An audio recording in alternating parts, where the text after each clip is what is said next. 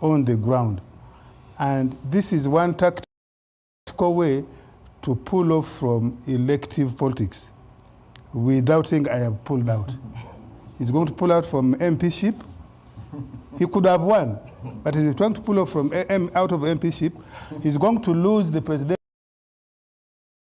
miserably, and then he will rest his case.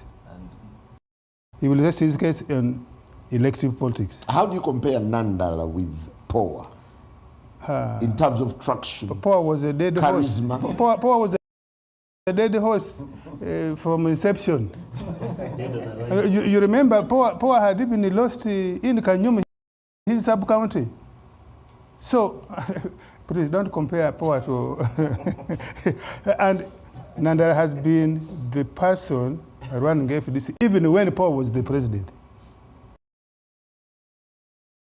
In terms of the political dynamics, in terms of the resources, who is looking for the resources, I hear Power is now going back to a parliamentary constituency in Kanyum. I am in Teso. I don't think he's going to get it either. So, I don't think FDC has much, whether you bring in Nandala or another person, that FDC is going to have energy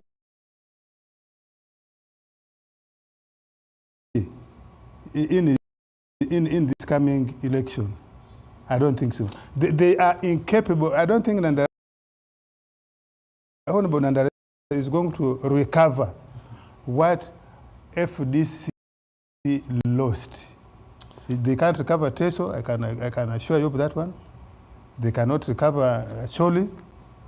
They won't recover even Kasese, where my young brother Centenary is. They won't recover Kungiri. No, it is not possible. But they look at... So you want to say they are ground? Look at the 28 MPs FDC has. You know, FDC has never... The first time they scored highly, they got 39 MPs. Subsequent elections, they have been coming down, down, down, down. They now have 29.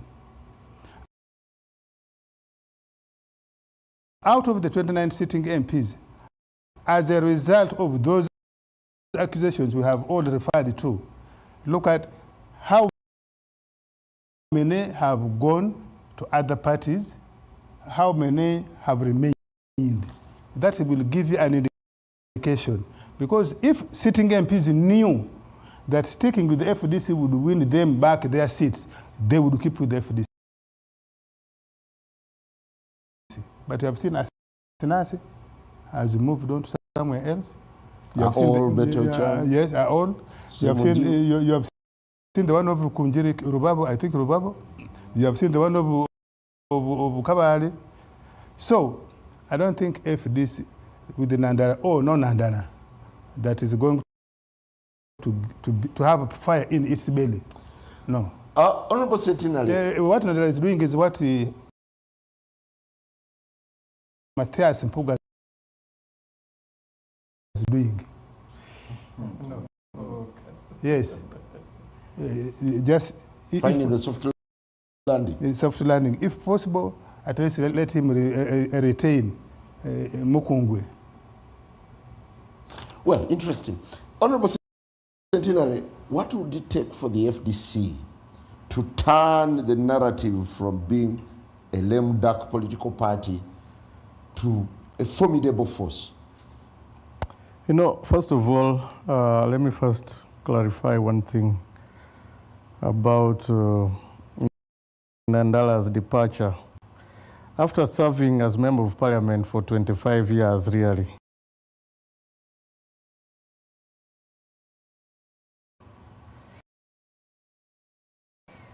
and you progress to presidential candidate, I think there's no harm in that. And also, I want to tell you that all the political parties that have existed in this country, apparently, it is the FDC that has outgrown the syndrome of a strong personality. If you look at these other political parties, you realize that they are all rallying themselves around a strong personality. NRM will tell you, our Museveni, we can't release him. Another party like that, you can see even our brothers in the UPC. They are still Obote. But at least FDC has outlived that, outgrown that, and this shows institutional growth in the FDC. And maybe some it's your people undoing. may think, maybe it's your undoing. No, it's not. You know, whereas some people thought that the departure of those strong individuals would lead to the collapse of FDC, it is still standing, and standing strong. By the way, let me tell you, we shall come back here after 2026 elections, and you will see the results. I don't want us to trumpet a lot, but we're a party that has strategy. We've moved out from activism, issuing threats that we are not going to fulfill, but back to the chessboard. Okay, you're being haunted. So we know you're being haunted by allegations of money, allegations of being an extension of the state, and all these are hovering over your heads. Allegations are everywhere, I can tell you. Even within the NRM itself, you've seen people shouting, saying, you people are eating alone, for us we are not eating. So the money is everywhere, even in the ruling party. The allegations of people eating and others not eating, those ones are there and they are there to stay. Even tomorrow you'll hear those allegations. So for us, it's not, those are diversionary statements. Yeah, but we are keeping our eye on the ball. That is our main focus. Power managed to bring in at least 31 legislators. 31. Yes. 31. There were 32. 32. With all the splinters, with all the cracks that have emerged in the Forum for Democratic Change, how much do you think Nandala can bring to the party? Now, let me tell you something. My brother O.O. was talking about incumbents who have moved. He was mentioning some names. You see, those are some people. We have people who believe that without the blessing of a certain strong personality, they may not make it. Even if they are people who don't believe in themselves, they're not daring enough to live up to the mantle, the challenge. You see, when you're going into an election, you're not going there because you have a strong party president or a strong presidential candidate. FDC, during its formation, it started from a spirit of voluntarism, where everyone believed they can go for it. And at that time, the situation was even tough, to the effect that even the population, whenever you would identify with FDC, they would look at you as, they would start wondering what kind of brains does this person have. But over the years, 20 years now, we created a narrative in this country that everybody can participate, everybody can bring out their potential, and they can still take lead. That's why many of these political parties, from the example, the activism, the spirited fight we've been putting up in the last 20 years, are now coming up. We have built the confidence of multi-party and opposition politics in this country. Actually, I can tell you, that FDC has been a school for multi-party politics in this country. Well, we'll take it up from there, still looking at internal party processes and asking, are they making or breaking democracy? Or do they expose the delusion of multi-party democracy? That and much more after the break. Good evening.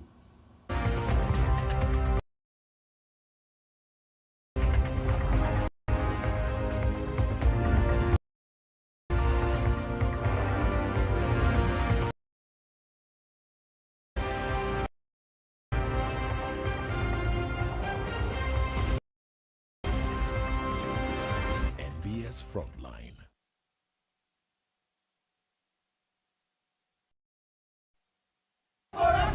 Are you ready to experience the ultimate in live events? Can you switch? Can you switch? From local to global, we bring you the most exciting events 24/7. Stay informed with live breaking news. Habemus Papam. Keep in the know of what's happening around you and beyond. NBS Live. Live and filtered and missable. Exclusively on Afro Mobile. Alright, listen up. Colgate is on a mission. It's kind of a big thing. Colgate Herbal uses traditional nature's herbs and combines it with Colgate Science for healthy gums and strong teeth. New Colgate Herbal with Salt combines traditional nature's herbs with a pinch of salt and Colgate Science. A natural recipe for strong teeth and healthy gums.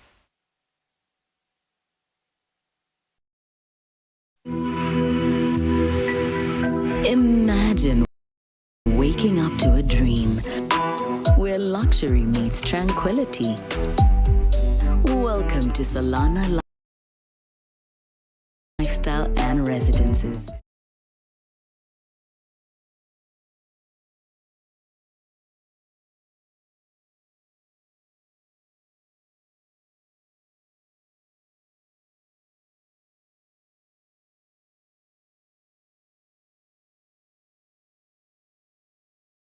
Is within reach. Experience life at its finest. Buy your home today starting from just $142,000 US. Solana Lifestyle and Residences, now ready for occupancy. Live, work, play, and shop the Solana way.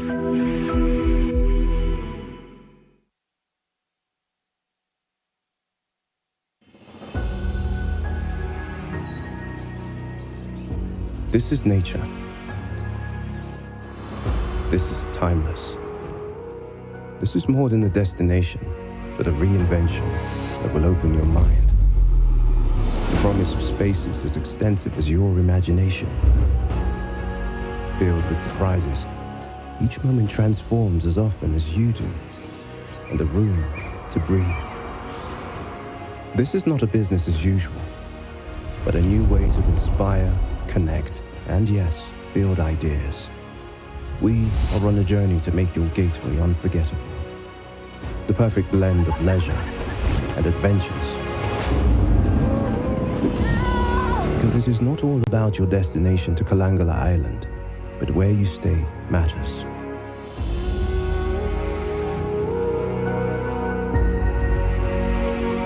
We are Brevard Sans Lodge.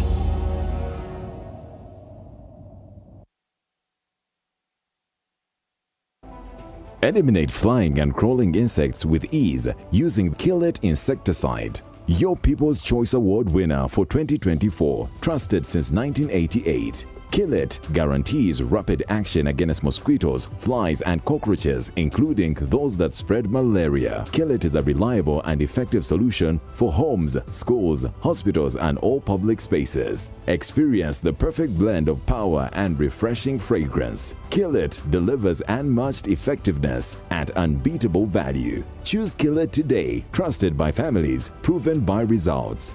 Available at your favorite stores. 𝚜𝚞𝚋 is distributed by Translink Uganda Limited.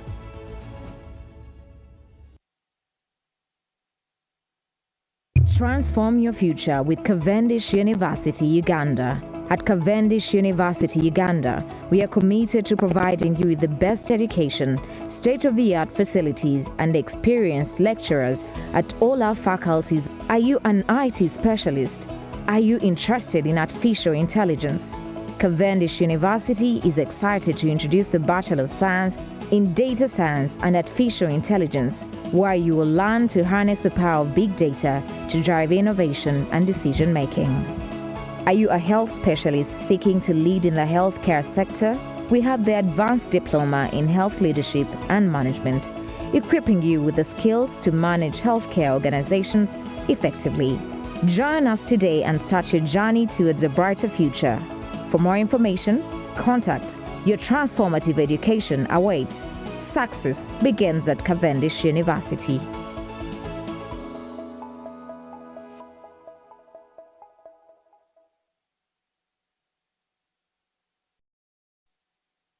We all need light in this life, and at Lighting City, we make sure we light up your world in the way that you deserve, with the widest range of classy and unique selection from all over the world. With our customized products like Lighting City chandeliers, wall lights, Lighting City outdoor lights, spotlights and strip lights, bedside lamps, floor lights and garden lights. We also deal in electrical items like switches, electrical cables, and so much more. Find us in Kampala, 5th Street, Industrial Area, Chinese Business Hotel, opposite Mosque. Lighting City, the 21st century electrical and lighting store.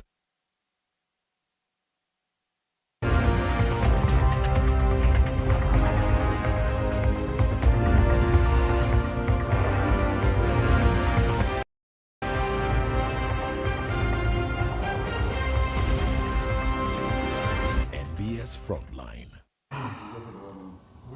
Welcome back as we continue analyzing the state of internal democracy in the midst of all the processes within the political parties ahead of 2026.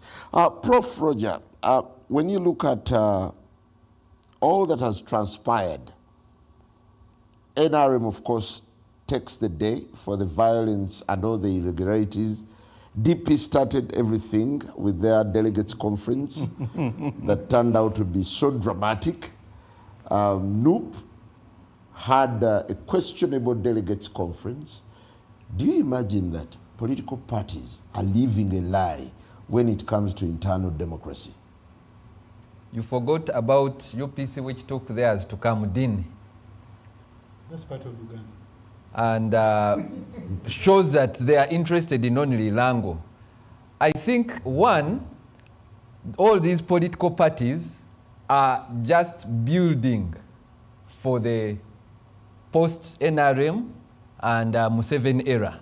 For example, I'll tell you, FDC, just like you see in Kenya, is branding itself that for us we will be Nandara Bugisu. UPC will fight to have Lango on its credit. Then the other, of course, NUP is fighting to remain with half of Uganda to share it with the DF. And then, of course, DP for that one, it no longer has a strong region and it will come out weak. Then the NRM, who have stuck on Museveni, will basically have about 10 factions past Museveni because they have not built institutions or any transitional kind of strategy. So these other parties, just like you see, for example, I will ask you, why would you see UPC, Akena continue? Most of them are convinced, especially the situation Uganda is in. They are convinced that they cannot, all these parties, they cannot make more than 50 MPs. But they are preparing you had for... Honorable Mwanga Chivumbi saying this time they are willing to post more than 100 MPs to Parliament. If even NUP, National Unity Platform, is convinced, because, for example, if it's what they are saying, more than 100, why are they saying more than 100? As the oppositional party, you remember the excitement which FDC used to bring. They would be right now having even in their thoughts who will be the army commander in case NUP takes. But ask them, are they thinking about government? When you are the oppositional party, you should be now thinking about the possibility of getting government. They are fielding Honorable Robert Kyagulanyi as a presidential candidate. No, but you know, government is not only about president. It's about now the military, who will be, for example, among the standing army officers, who will be their CDF, who will be their, because that's where the real power lies. So all these parties you see are just preparing for transition. They are not stating it. But NUP is convinced that it cannot form the next government. So they are preparing for what will happen past President Museveni, whereby in that case, when the NRM has also fragmented, because I think NRM will also have 5 factions, like you saw in Kenya, where the KANU or Ford, there would be about 3 Fords. And so some of the factions, by the way, what is interesting is that some of the factions in NRM can join some of these political parties. Like you see how our aunt is coming back because they thought now their problem, and they say was Nanda Ramaphosa is sorted. So Uganda will, but to me, the only analysis is that we are setting back, we are moving in reverse, because this is going to bring about the reintroduction of those sectarian politics the NRM had tried to address. Because I was told, for example, in Chigezi area where they had gone away from voting in terms of religion, they've come back to it. Now we are seeing regional politics, political parties coming up, which the NRM before had sorted. But I think this is destroying what would call multi-party politics. Okay. When, for instance, you look at NRM, as a remedy, they set up a tribunal to listen to the petitions, to try to analyze the petitions and come to a conclusion on who won, who lost, and what was at the center of all the chaos. Do you think the tribunal is trying to further build, or rather further enhance the democracy within the party? The tribunal, it's also another kind of comic thing, because how do you, by now the cases are over 500, how do you listen to 500 such cases, because they are saying they are listening to 50 cases per day? How? Yet in even courts of law with senior judges, they take more than 2 years. But also the other weakness in the tribunal was that they would have volunteered at least some of the historical members. But who is, for example, Barata and Musime tribunal? If in NRM itself, who knows Barata and who knows Musime? We have their historicals like Amama Mbabazi and Rugunda. Why aren't they participating in convincing? Because NRM is lucky, it would even, because the only way, since we know most of these people have gone into the politics because of monetary ends, they would have one of these elders convincing the people who have lost, because the whole thing is about money, to be given some positions, and that's how maybe they would reach a compromise. Because the only way, even in the justice system, it is by compromise. Otherwise, this thing of sitting for 3 hours to sort such a case of electoral practices is not possible. Or wants to interject? First of all, my brother here doesn't have all the information on the tribunal and internal NRM processes. Yes, it is true there are mistakes arising out of election officials. but their mistakes are rising out of we, the candidates, and our supporters. There are cases that are legal in nature, and those are before the tribunal. There are batteries, there are over 30 lawyers there in the tribunal, and they are listening expeditiously. They are joining some of the petitions. For example, a constituency, you may find 2 candidates are petitioning. They are putting those petitions together, they reduce them to few issues, and parties argue them. After 7 days, or within 7 days, they should be able to give their ruling. Either they maintain, they cancel the results as declared, and advise or order a rerun. We have a second process, which is the reconciliation. We have at the national, and we have at the regional, and the regional may even break to specific districts. But so it's constrained by time. No. So the reconciliation, things that are essentially political in nature, like when you say somebody comes and says, you see, I had already spent 20 million, what do I do? Me, a fellow candidate, probably I can offer to reimburse some money. That happens in politics. So there are 2 processes, the tribunal, which is handling the legal, and then the political, which is a reconciliation. And this is not the first time. In all the elections NRM has had since 2005, we have had huge fallouts. And we have gone through the tribunal, we have also gone through the reconciliation. And we have been in a time to bring candidates for nomination when the National Electoral Commission calls for nomination in September or October. So, thank you for that information, but it is not possible because even if you gave them 6 months, you cannot settle. Actually, NRM is likely to have more independent candidates. No, that can be true, but what I'm saying is that the tribunal and the reconciliation committee will conclude by the time of nomination. Now, if somebody, for some reason, does not agree with the reconciliation, does not agree with the tribunal finding, they are free. They will be free. Our strong advice would be, don't go. We have had many.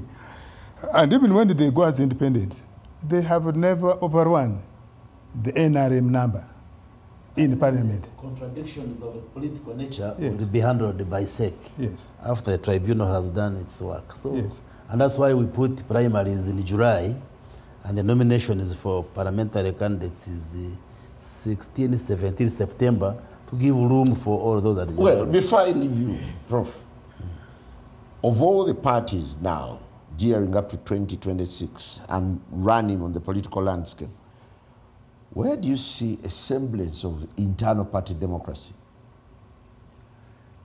It's like I told you, when FDC did it, their father, NRM, who would have been happy, was sort of envious.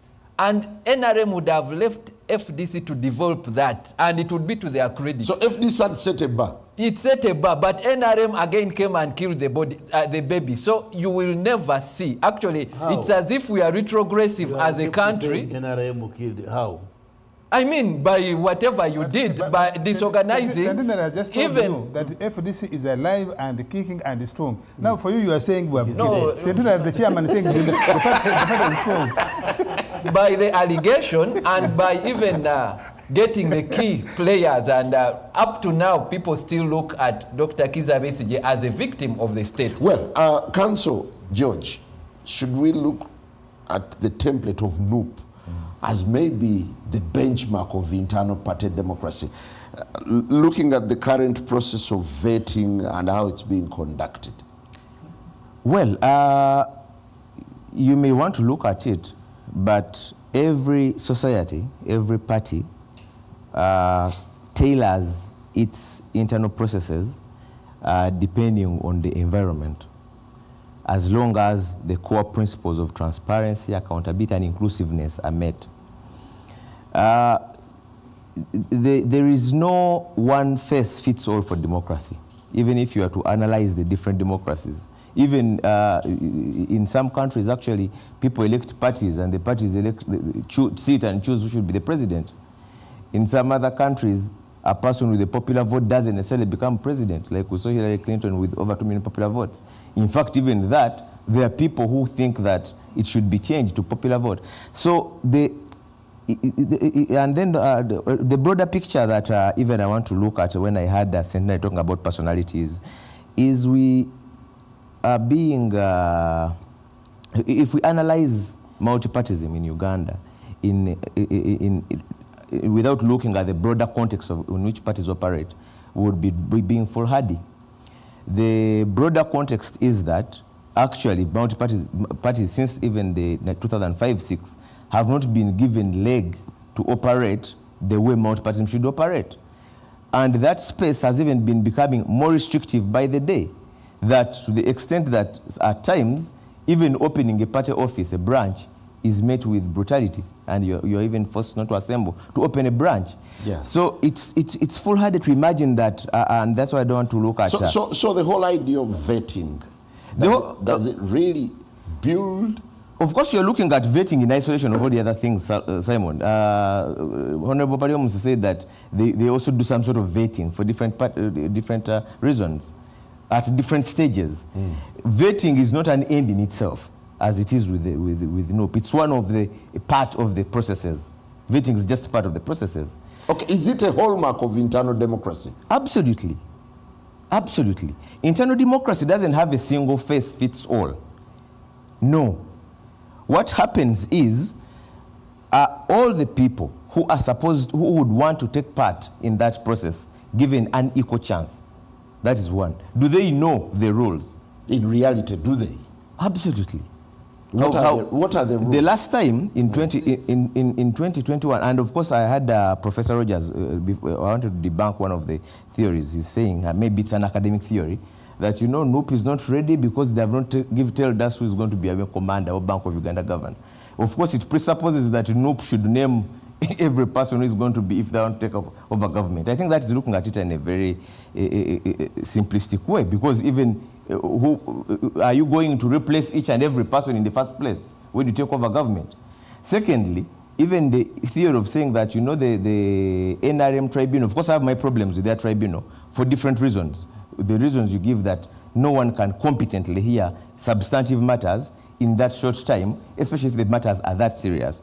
But not on the basis of, Musime and Barata, because are you saying that the Council of Elders will hear 400 petitions?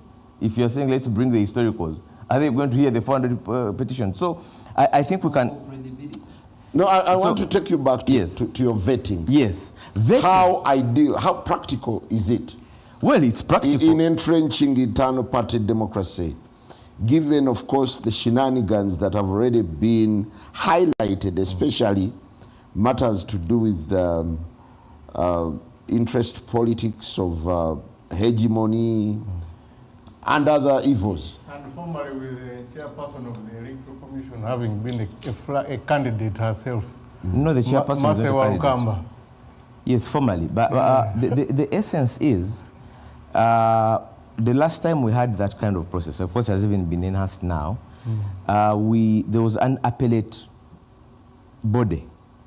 Any person who was aggrieved with the outcome of the Election Management Committee decision would appeal to that body.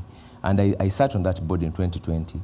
And you would call out that, just like courts do, call out the lower file, under what circumstances did you come up with this candidate? I can assure you, first of all, very fewer people appealed than those who participated in the lower process. But for all those where the results were against them, and even when they went ahead and stood as independents, the popular decision bore out with them. I can give an example. There was Honorable Segirinya. Many people thought that the suitable MP should be Honorable Chidandala. Honorable Chidandala was even a staff of NUP then. And many people thought that how can NUP give Segirinya a ticket other than Chidandala? Many people even said that NUP is being a foot soldier party. Those were the reasons given. But the reason was the popular sentiments on the ground were that Segirinya was more popular than Chidandala, despite the other reasons people had for Chidandala. So the vetting is just part of the process. Every political contestation will bring complaints. There are complaints everywhere. There are complaints in all the parties. Even if there was an electoral college in OO's style of lining up, it has more complaints. There are about 400 former ones. We don't know how many are. So the essence is, can you give a person complaining a chance to be heard? Can that complaint be heard fairly? Can the person be given an equal chance to participate in all the processes? How about allegations that, you know, they are the favored ones, the blue-eyed close friends, the cronies of the principal, who have an automatic guarantee to a ticket? Like who? If you look at, first of all, as we speak now, there is not a single person who has been declared as a flag bearer. That is for the start. Secondly, if you are to look at the benchmark of the last elections, there is even a brother of his who didn't get a ticket, Okay, was interested. Who can deny Rubongo a ticket? Who is standing against him? They asked Katabu to step down. Who asked him? They asked Katabu. Who asked him? At the funeral of his mother, yes, the principal himself said, I sat these two down. Yes, and what is wrong with that? The problem would be if they forced Katabu to step down. There are places where people have been asked to step aside, and they have not stepped aside. The big man's request is a command. No, not necessarily. That only works in FDC. What happens in NOP is that if you are trying to build consensus, and it took the principal to sit these two down instead of subjecting them to a process. No. Where if the most eligible would win. Processes of consensus happen outside the formal process of the nomination and what you have subjected yourself to. The EMC is not party to the consensus. No one can force you to remove your forms you put with EMC. However, when it comes to consensus outside that process, any person can sit us down.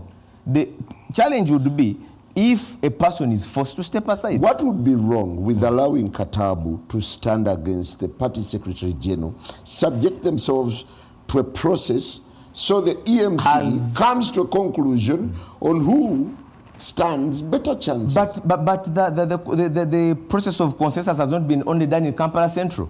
There are other candidates elsewhere, some of whom I can give an example of Bashir Kasaga, known as Motive, who is a person who is so close at the secretariat. Didn't he step aside for another person? So why do you look at Kampala Central in isolation of all the other processes? No, it's over 100 places. It's a big case. Yeah. It's a big case that we can use as a sample. Well, Katabu is willingly stepped aside.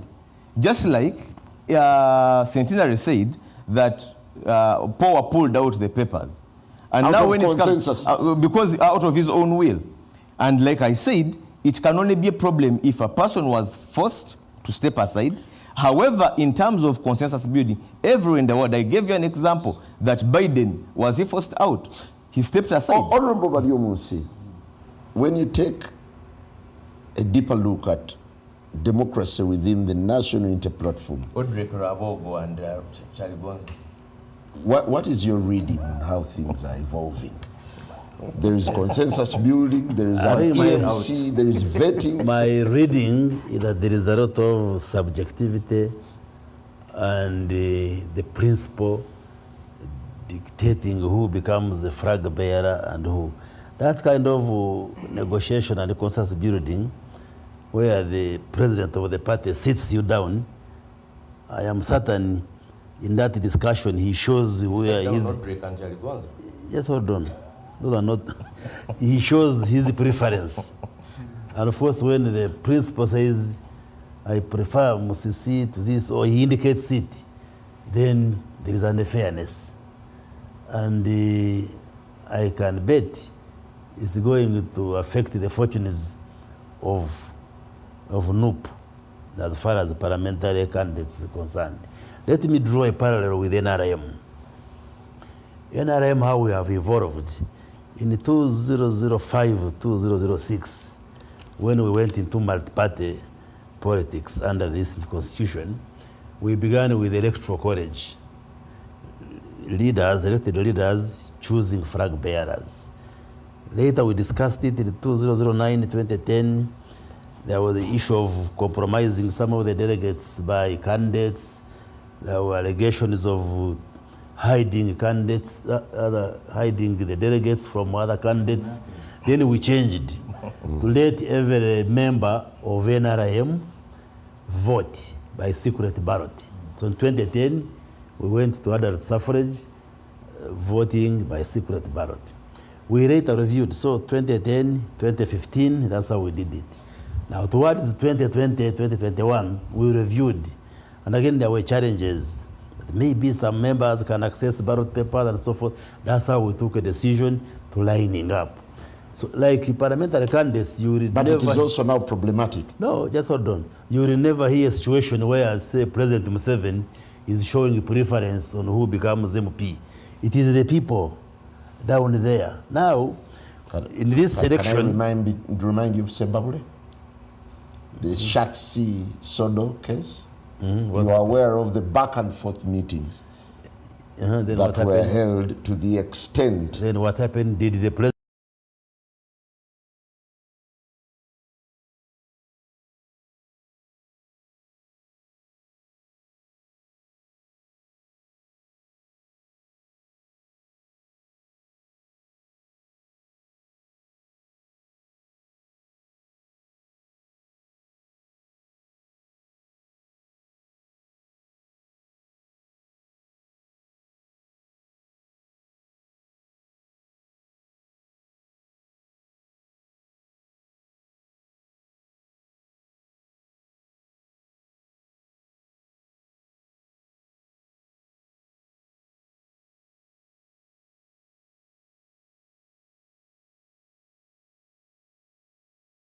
Election, when the president actually ordered that they should disregard the register, anybody should come and vote.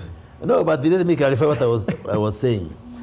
Where the challenge came in, just briefly,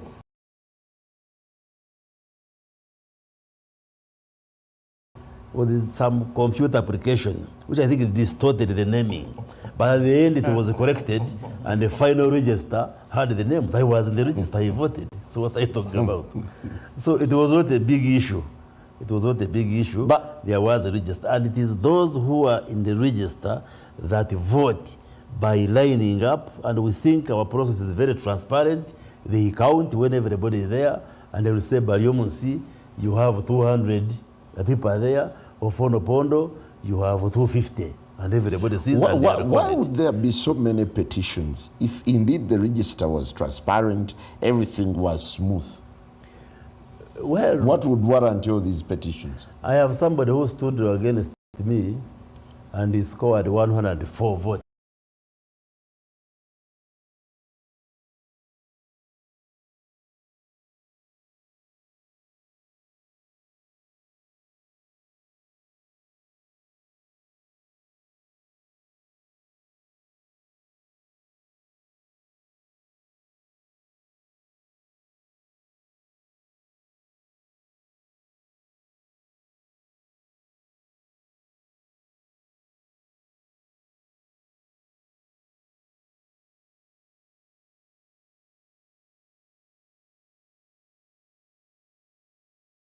Is the hiccups that the election in NRM is a massive exercise.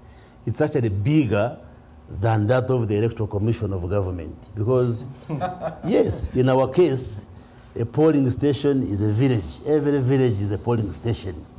Whereas for the Jawaka Electoral Commission, you combine villages to have a polling station. So you can imagine the logistics required to have that kind of huge, humongous election. And you must have an electoral official, a registrar at every village.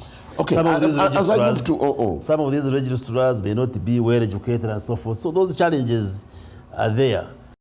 But all in all, it's a fairly transparent and inclusive as process. I move to OO, Council George tells us that their system, problematic as it may be, under the circumstances, is preferable to yours of lining up. Theirs is vetting. There is an elections management committee, and there is harmonization in the background.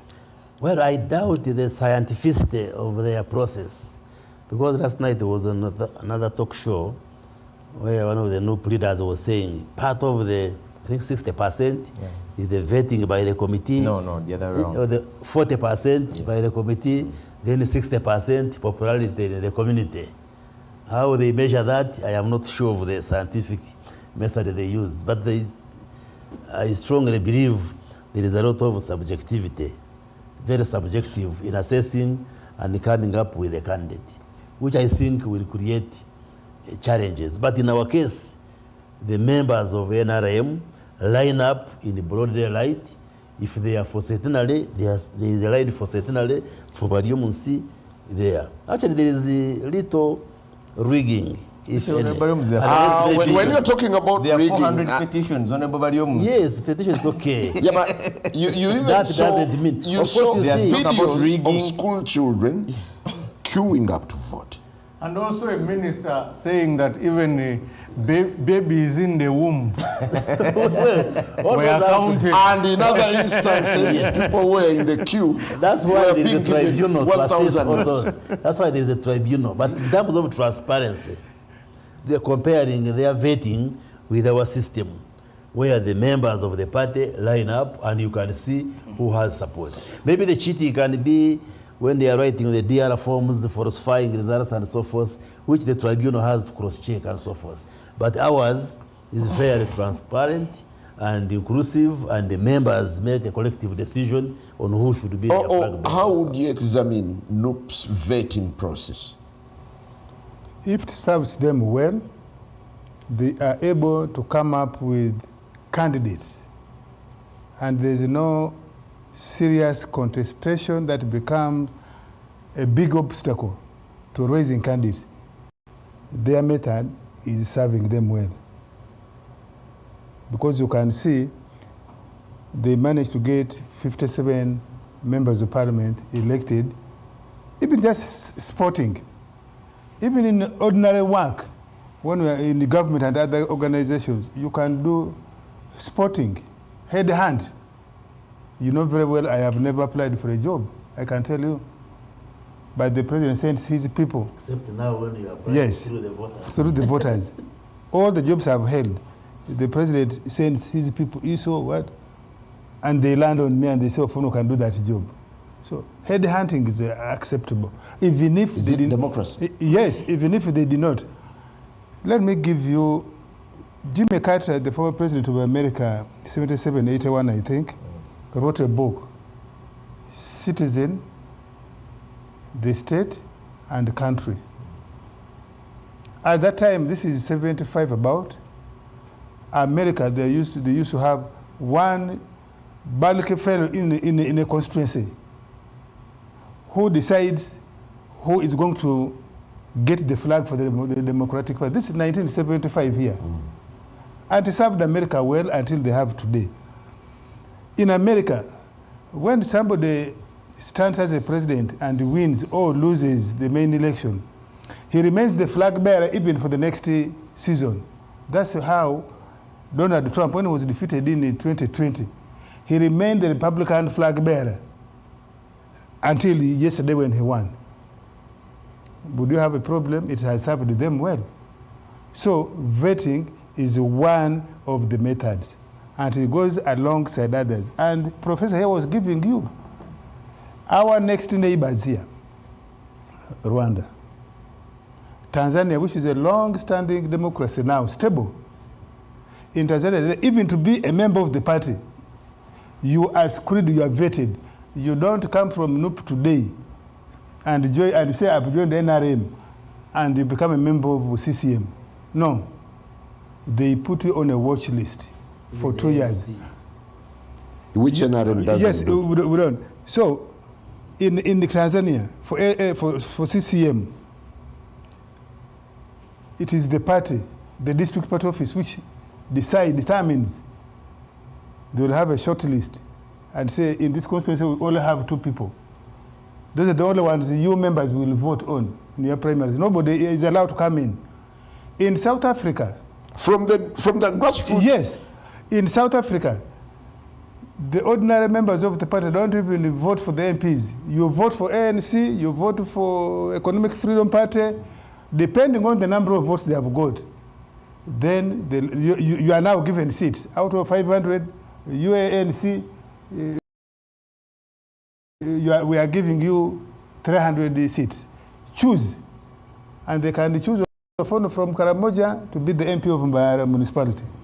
That's their system. It works for them.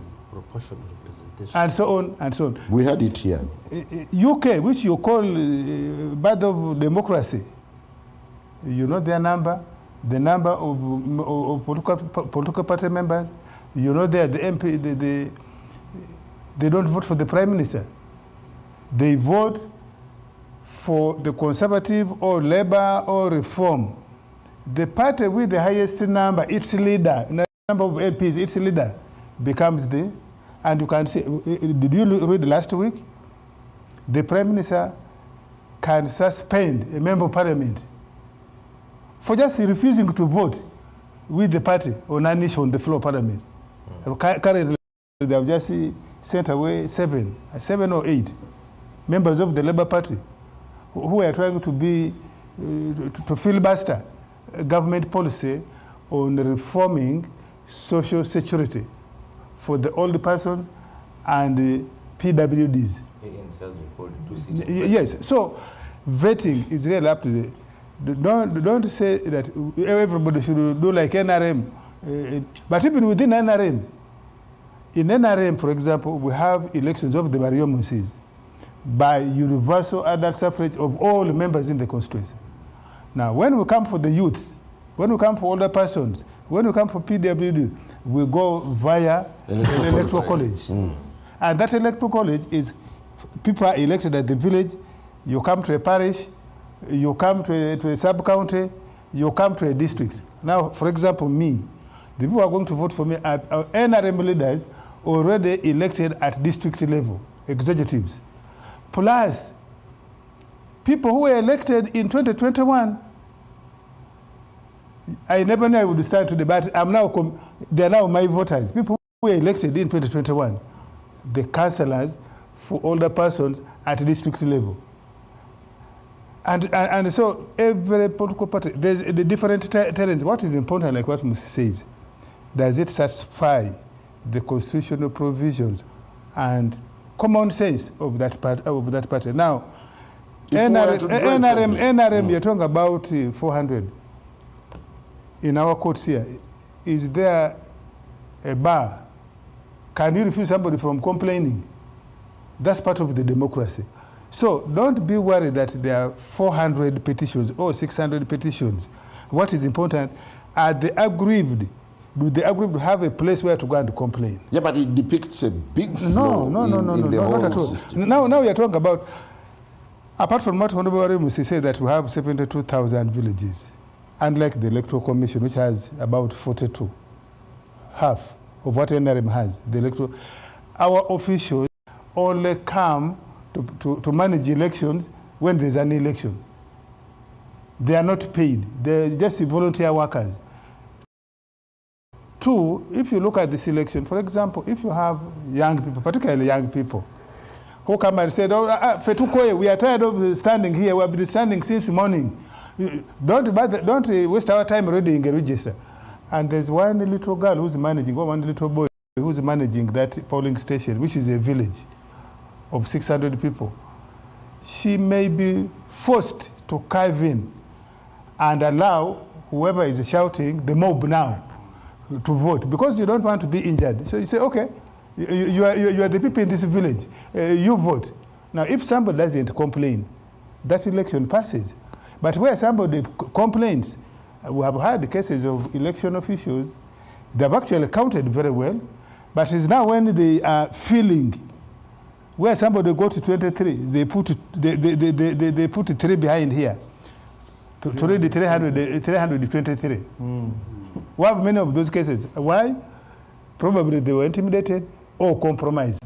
We have had situations where in a majority of cases, they are compromised. Now, if people complain about that, it is up to our tribunal and now reconciliation committees. Should everyone go their way? FDC is going by the way of consensus. Yeah, elders elders sit and conveniently get someone. That's only one position. No, by the way, in NRM today, we have flag bearers who convinced their competitors, their rivals, and said, I am a better person. Even Kampala Central. I'm a better person. Simon has not talked about it. I'm a better person. And they agree among themselves. And they agree. One person is nominated. We have had cases where somebody actually has got nomination papers, paid even their money, but comes back and writes and says, I have withdrawn. And it doesn't require. So where do we start from when we are, when we are throwing a spotlight on internal democracy in parties? For me, by the way, the only problem would be to where I see using violence and intimidation and using open money, like some of the things we saw on social media where you find a candidate, or maybe not even a candidate, somebody stands at the footpath there, and then he's the one who distributing money and says, go and vote for Centenary. Now that is out of the electoral, the polling area. You really have nothing much you can do. Maybe those would be the issues. But if you read that Jimmy Carter's book, it will tell you that most of these democracies, as you go, there's a stage where you are, and you have very little to do, but to allow the situation unfold. Like now, this violence in NRM and the open brain. There's going to be a time, for example now, how many ministers lost, how many rich people lost, they actually spent money. It is our job to educate our members and voters generally in Uganda that you can eat. An MP who disappeared 5 years ago and is now coming back with money, actually eat the money. Eat the money, vote your conscience, but your Musi will do nothing. And you have seen ministers who have been thrown out. You have seen rich people who have been thrown out. So for me, I'm not even worried about the money. It should be us now campaigning, say, Musisi, Barrio Musi is our minister for 5 years. This money should have given you long ago. Now that has been brought. Please ask him even for more. But you vote the candidate you want. Honorable Centenary will do nothing. That's what is important for Honorable Centenary, yes. I think the country is at a point where every house has its own norms. Do you think there can be a common template for which we can use to benchmark or to tick the political parties on multi-party democracy? Or anything works? You know, you asked a question here, and I remember the professor answered. He said, FDC has set a standard, except that NRM had set. The standard is still there. I can tell you, I'm a national vice chairperson for the FDC. I went through a primary election competitively, by the way. I had the powers to dictate from Najana Nkumba and say, there is no primary in Kasese municipality. Honorable Centenary, the delegates conference.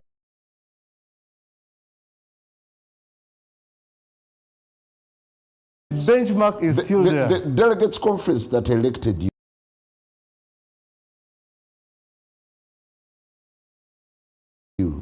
is still being contested in the courts of law. By who? It's not yet resolved. By who? It's a matter before contested by who?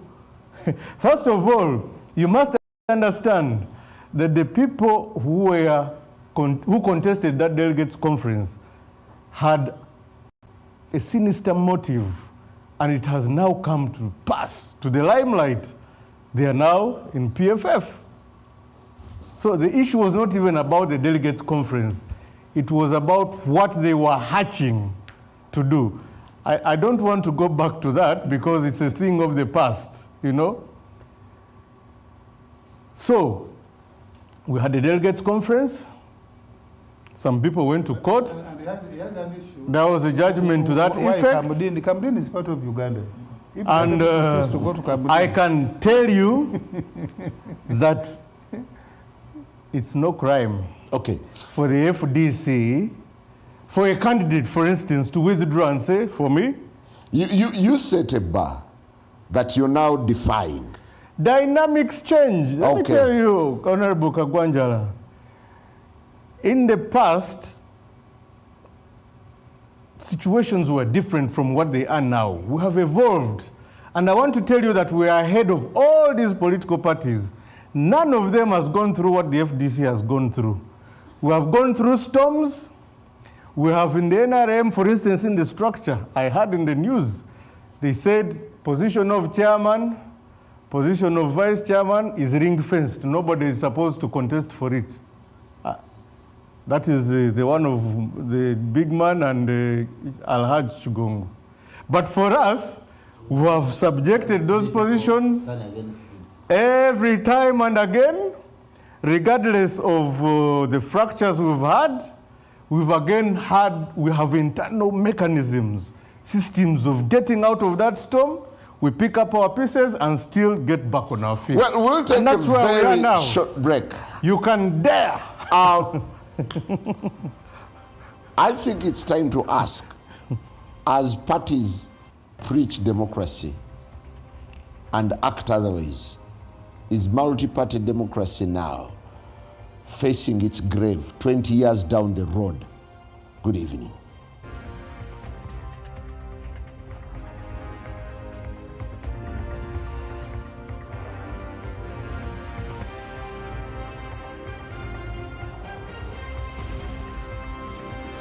NBS Frontline.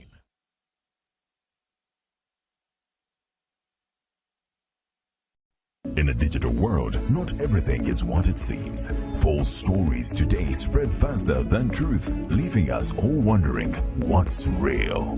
Disinformation misleads, misinformation misguides and spreads confusion and fear. Dismiss, a campaign to help you think critically, question wisely, and verify thoroughly. Join us. Let's build a more informed Uganda, one truth at a time. Dismiss, inquire, verify, confirm. Together, let's fight fake news.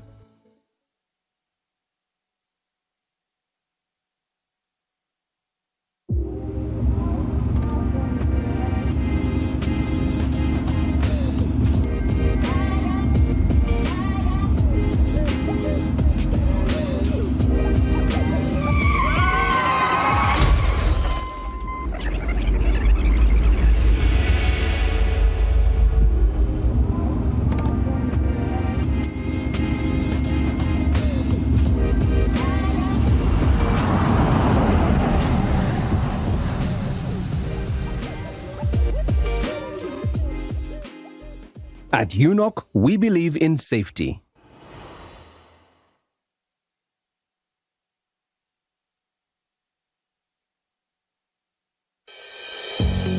Welcome to Finns Medical University, the only specialized health sciences university in East Africa. Fully licensed, NCHE accredited, and approved for a charter, Finns is your trusted path to a brighter medical future. Now accepting applications for degree programs in Bachelor of Medicine and Surgery, Pharmacy, Lab Technology, Weekend Nursing and Midwifery, Medical Education, Tutorship, Diplomas in Nursing, Midwifery, Clinical Medicine, Pharmacy, Lab Technology, and certificates in Nursing, Midwifery, Pharmacy, and a bridge course. With state-of-the-art labs, a conducive learning environment, and real clinical practice, your journey to excellence starts here.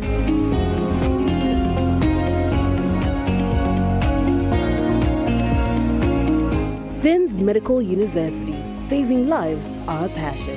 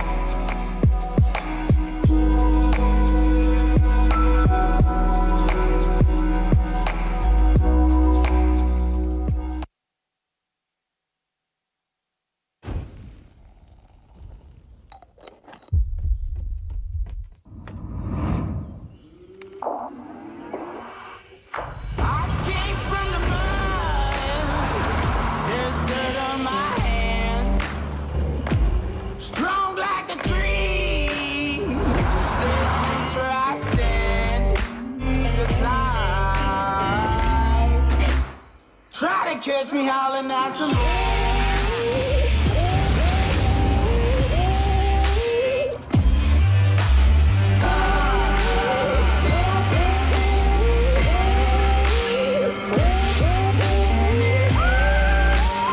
Introducing the all-new GWM P300. Bring it on. Go with GWM. Exclusively distributed by Double Q. Call us on 0700 111 000. Visit our showrooms at Busega and Old Port Bell Road, Bugor. There's a time you wanted to acquire a car, an Ipsam. Yes. And a certain guy called Moses played you. Yes, yes, Moses. Moses. Yes. He played your money. Yes. Yes, okay. You gave him, he took it, I know. Exactly. Because I was there. Yes. Anyway. In the name of Jesus. Now that is a sign to show you that God wants to give you a new car. Watch The Power of Prophecy with Prophet Elvis Mbonye this Saturday, 6:30 p.m. on NBS TV, Uganda.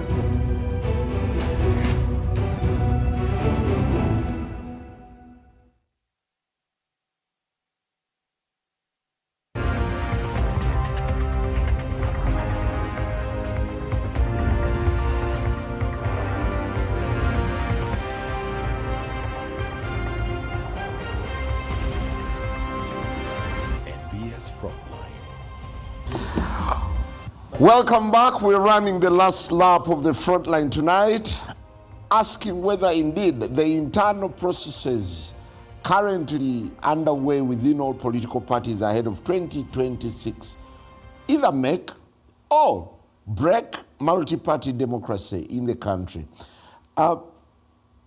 Prof. Roger, have you got to this level where you perhaps say that parties on the surface appear to be preaching water, but behind they drink wine? When you look at all the dynamics that are playing behind the scenes, how people are arriving at tickets, how some people are being edged out. Surely to some extent, because I'll give credit to, for example, the NRM tried to show transparency. And that was a one way because they wanted everything to be transparent. But again, we saw a state capture of the system, whereby you would see influence of strong elements of personalized army. For example, in the NRM election, this NRM says they came to give civilians power. But we clearly saw that the military has taken all the civilian power. And until you have military backing. We even saw some of the elections being altered by state factors. For example, RDCs in Rampara, it happened. And also with the influence of the army. And for God's sake, NRM would have been the last to do that. After duping this country, going to Ruwero, that they are restoring and giving back this democratic process back to the civilian. And then we see the military come in and own the system. It was a setback to democracy, and I think there was so much shame to the NRM. And indeed, if these issues are not addressed by the tribunal, they will be like what we would call an issue of state capture. That's what happened, and it was clear. And imagine if it happened within the NRM. What will happen when NRM has NUP and F? Now you're looking at NUP. Let's shift goals to NUP and say, could NUP be the best template to emulate when it comes to internal democracy? NUP definitely hid its character by not holding the massive election. If NUP did the way NRM did, one, there would be, I would predict there would be much more chaos. One, they wouldn't have the facility because they don't have the, one of the things of state capture is if you go to see the budget the NRM used to carry out those elections, I'm sure it was way in trillions. Then NUP cannot afford that, but it cannot even have the security. But if it attempted, it would have been its death. If it attempted to have an election like the NRM, because it would have exposed itself. So their approach was good, that they vet underneath because they don't have the capacity and also the maturity of their voters. Do you see transparency in the vetting process? Of NUP? Yes. Definitely it will not be there because they are just duplicating what the NRM, for example, you see the strong elements of the presidency and his family in NUP, in the vetting. So they're actually copying President Museveni's script. So like you see, if you see even in the SEC, you will see a presence of the first family so much in the politics of NRM. You see it in the politics of NUP, and that worries the country. Where are we going? These two leading political parties having too much the hand of their presidency in their internal structures is worrying the country. And definitely the other parties then are in a form of like, for example, you told me to only react to NUP, but I would also analyze the UPC, and where it has also captured by the former presidency. How would you illustrate the strongman syndrome within the NUP? It is very evident, and actually it is, to me, it could even be worse than the NRM, because the NRM, it has manifested after 30 years. For NUP, it manifested at its formation, which is very worrying, because what happened is in the first 2 years, I mean, it's true, there were complaints about, for example, how do you become the party chairman and your brother is a chairman? You're the president and your brother is the chairman. People have taken this country for granted. You want to come in? I want to give him information. He's saying it manifested after 30 years. Can I remind him that when NRM came here, the president was the chairperson of parliament? Are you aware? And his brother was the army commander. Are you aware? No, one, in the politics, yeah, in the military, true, if we judge them as a military government, but in the politics, they hid it until now, we are seeing it. But at the very manifestation of NUP, we saw that syndrome. Well, to what extent would the strongman syndrome affect the running or the vetting processes and the internal democracy of NUP? Simon, you cannot differentiate a strong leader or personality from institutions, especially nascent institutions. For so long, ANC, one of the oldest parties, after being around for over 50 years, was under the so-called capture of Madiba, even when he left. People feared to annoy Madiba. People feared. Personalities are like that. We are different. When the founding fathers of the US were, some people are even asking George Washington to become a king, a monarchy, because that was the fashion. So personalities in national institutions, it happens everywhere. So where is especially the founding personalities? The key issue is that to what extent does that strong personality go in building an institution? That is the question. Otherwise, you can't blame Barrio Monsi for being seen as a strong personality in his constituency. He may even be called to mediate family disputes because of his personality. He has to become a king. Is it rife in NUP? Of course not. Of course not. That's why I'm saying that Professor Rogers, with the greatest of respect, I think analyzes NUP with the lenses of social media. At least I have the benefit of knowing what happens. We've disagreed with our leader. Of course, Centenary, you may not know this. You are concentrating on Najana Nkombi, so you may not know what happens. You have enough in Najana Nkombi too.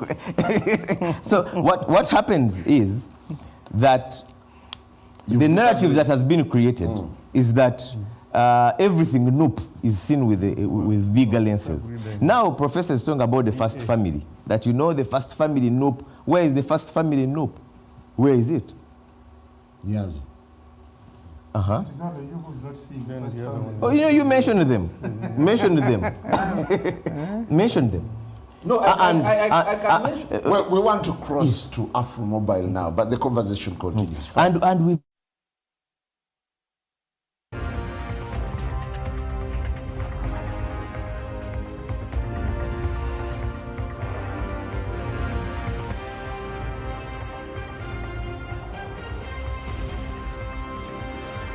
NBS Frontline.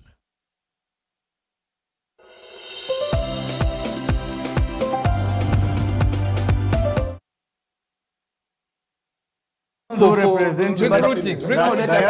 us keep let us maintain the standards of Frontline that is known for. Fundraisings in the diaspora, you will see the same faces. You will see Babi, you will see Eddie. Where did you see them? Which tour? You mentioned. They have been posting photos. Of course, some of these, I want us to keep the standards of Frontline by not degenerating into the other talk.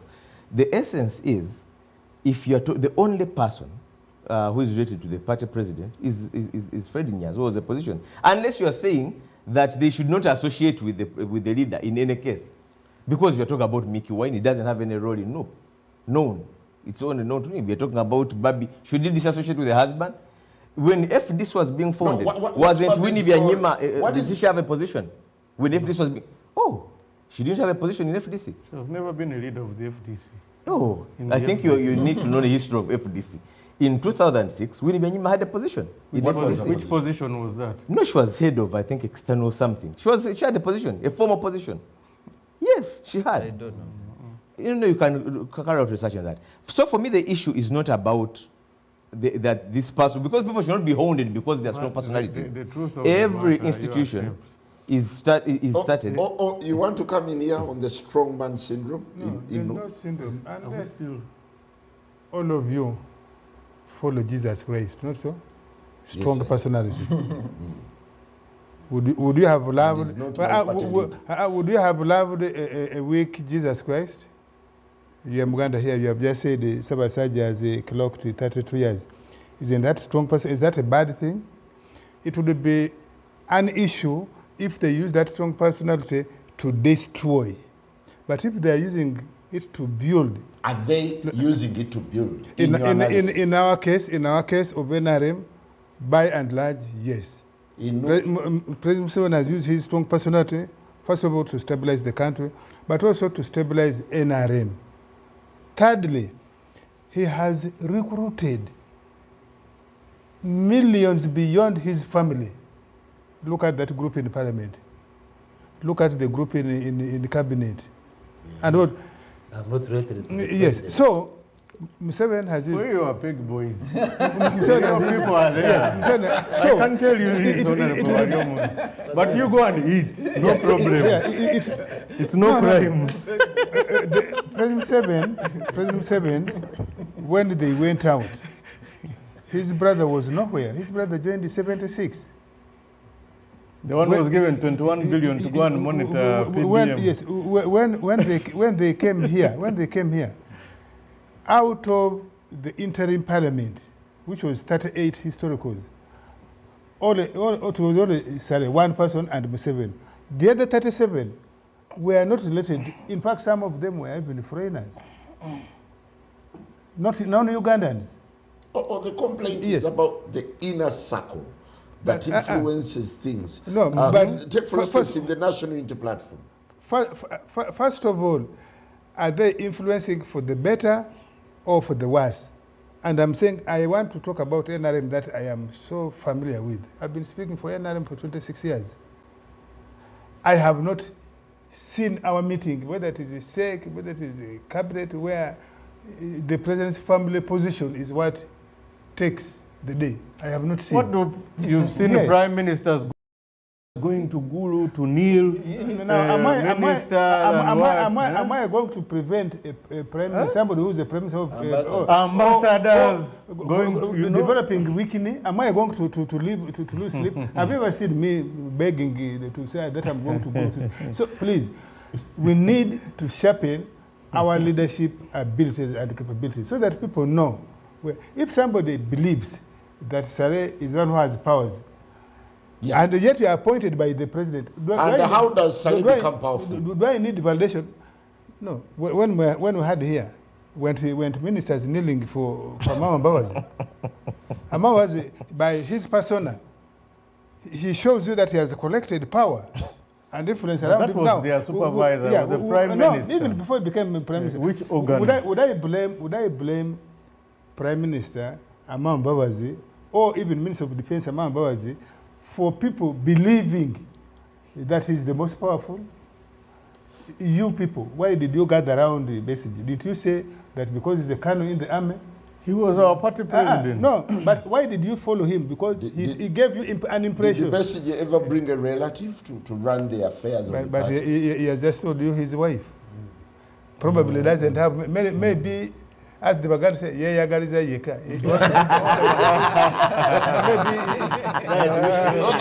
But Yomus, I want to take it from you as we sign out. And no, in our case, in that bush, how many of you, even today, how many of you can dare ask your children to join the army?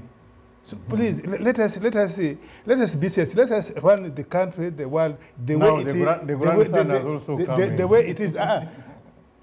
Have you wanted to recruit to your son to be recruited in the army, and the army said no? You want your son to work in the bank and in the NGO where you started.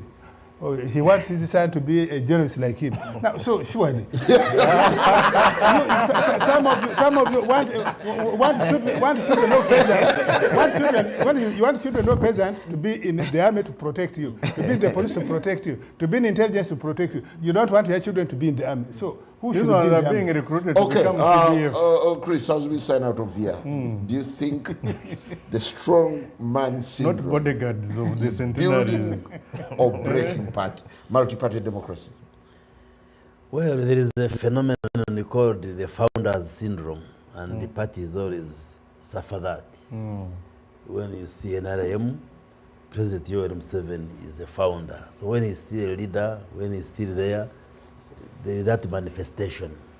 But like O said, as long as it is for positivity, it is for building the party, moving forward, there should be no big problem.